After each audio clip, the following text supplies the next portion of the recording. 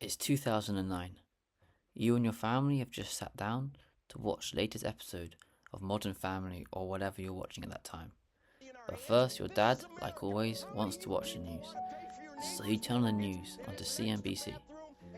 Some guy is absolutely losing it about some mortgage relief plan released by the government. To you, it looks like typical grown-up TV chaos. But here's the wild part. That 90-second meltdown, that spontaneous caffeine-powered rant, would go on to spark one of the most influential political movements of the 21st century. A movement that reshaped elections, dragged the Republican Party in a new direction, and still affects American politics today.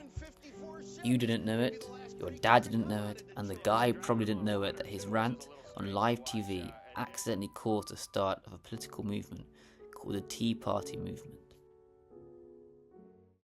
But to understand this movement, we need to go back to the start of the housing crisis. In the early 2000s, home prices were skyrocketing and banks were giving out mortgages to anyone who wanted one, even people who clearly couldn't afford one. These risky loans were bundled into financial packages and sold around the world, making the housing market and the global economy incredibly fragile. By 2007, surprise, surprise, the bubble burst. Home values plummeted, millions of Americans faced foreclosure, and the financial system tittered on the edge of collapse. Ordinary families were losing their homes, while Wall Street geniuses were being bailed out billions of taxpayer dollars. I have a video on this if you want to check that out, if you want a better explanation, so yeah. Anyway, that brings us to 2009. Barack Obama's just being inaugurated. The economy is in a coma, Wall Street has effectively been given a hot drink and a blanket, and you? Well, you're losing your home. Everything seems to be collapsing around you. But a saviour comes in for you. This man, Rick Santelli. He was a veteran financial journalist and editor at CNBS, reporting directly from the floor of the Chicago Mercantile Exchange.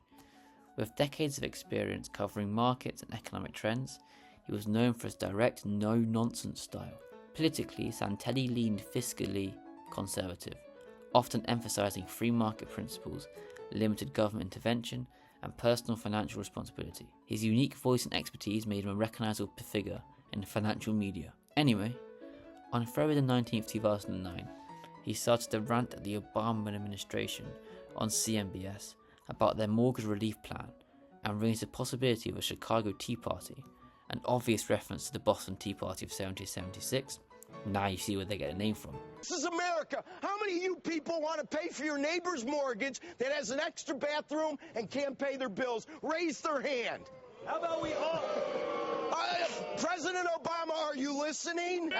Jason, you want to... We're thinking of having a Chicago Tea Party in July. All you capitalists that want to show up to Lake Michigan, I'm going to start organizing. That moment, it went viral, or as viral as something could go in 2009. Within days, conservative groups started organising protests, calling themselves a Tea Party. Facebook quickly became a central platform for coordinating these events, making Mark Zuckerberg one of the biggest events organisers in the world. Even if he couldn't keep users' data private, he showed he's remarkably good at rallying people. So, what did these people stand for? Lower taxes, less government, free markets, and fiscal responsibility. They wanted to slash government programs, repeal Obamacare, and build a tougher border wall. Sounds like classic small government conservatism, right? But here's the kicker. A lot of this wasn't just grassroots folks with pitchforks. Nope. It was bankrolled by billionaires like the Koch brothers. So not exactly a middle-class dad who loved politics and liberty. The movement grew as well with people who called themselves birthers, who argued that Obama was not actually American and in fact Kenyan, and so was ineligible to run for president despite the Hawaiian State of Department Health attesting that the birth certificate did in fact say American. But, well, they couldn't take that for an answer.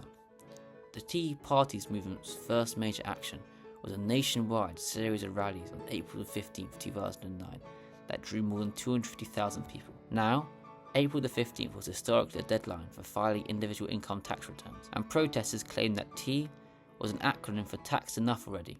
Honestly, catchy branding. Throughout the summer of 2009, the movement grew, and people started to protest against the proposed reforms towards healthcare put forward by the Obama administration. Now, it's all well and good having these protests being organised, but the Tea Party lacked a clear leader on the national level. Sarah Palin, off the back of a disastrous VP run and quitting as Alaska's governor in 2009, rebranded herself as the Tea Party's hype woman headlining their first national convention in 2010.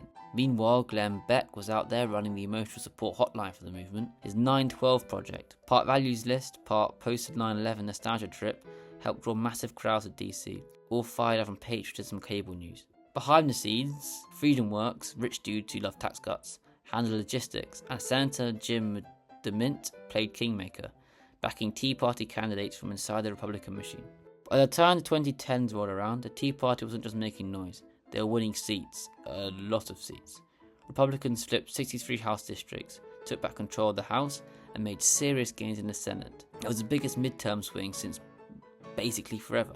And much of that momentum came straight out of Tea Party rallies, Facebook groups, and Glenn Beck monologues. Tea Party-backed candidates weren't just riding the red wave, they were the wave. From Rand Paul in Kentucky to Marco Rubio in Florida, they ran on slashing spending, killing Obamacare, and basically trolling the political establishment. Tea Party-backed candidates forced the Republican Party to move further right, especially on spending and taxes. In Congress, they pushed for aggressive budget cuts and debt ceiling standoffs. Washington became gridlocked, and compromise became a dirty word. In 2012, the Tea Party was gearing up for more success. Ted Cruz won his seat easily in Texas. It was going to be an absolute wipeout for the Tea Party. But that was the only positive. Elsewhere, things went off the rails. And I mean seriously, they went off the rails. Missouri candidate Todd Akin torpedoed his own Senate race with the most infamous lines in modern politics, claiming that legitimate rape rarely caused pregnancy. Yep, that went about as well as you can expect. In Indiana, Tea Party-backed Richard Murdoch knocked out longtime Republican Senator Richard Lugar in the primary. Big win, right? Well, not for long. Murdoch then declared that pregnancies from rape were, quote, something God intended. Cue the political faceplant. The big picture? Republicans had a real shot at taking control of the Senate in 2012. But instead, thanks in part to these Tea Party flameouts, Democrats actually picked up seats in both the House and the Senate. In December 2012, DeMint, one of the most prominent members of the Tea Party movement, stepped down to become the president of the Heritage Foundation. It seemed that the Tea Party movement was declining both politically and in influence. The movement also struggled with a bigger problem, relevance. Major policies fights, such as the budget battles and government shutdowns, painted the Tea Party as obstructionist more than constructive. Voters began to see them less as heroes, standing up to big government, and more as troublemakers who made compromise impossible. As the 2014 midterm elections approached, the political fortunes of the Tea Party once again appeared to be in decline. The Tea Party watched its candidates suffer losses in a string of primary contests. In May 2014, McConnell easily defeated a well-funded Tea Party challenger to win the Republican US Senate primary in Kentucky, and incumbent Republican Mike Simpson of Idaho was victorious in a race in which outside pro-business groups spent more than $2 million to defend a candidate who was backed by the Tea Party-affiliated Club for Growth. By the mid-2010s, the Tea Party as a distinct political force had largely disappeared, absorbed into the broader conservative and populist wing of the Republican Party, a wing that would later help fuel the rise of Donald Trump in 2016. In other words, the Tea Party didn't so much die as it morphed, leaving a legacy of influence, part spectacle, part policy push, but also a cautionary tale about what happens when ideology outpaces electability. So yeah, the Tea Party.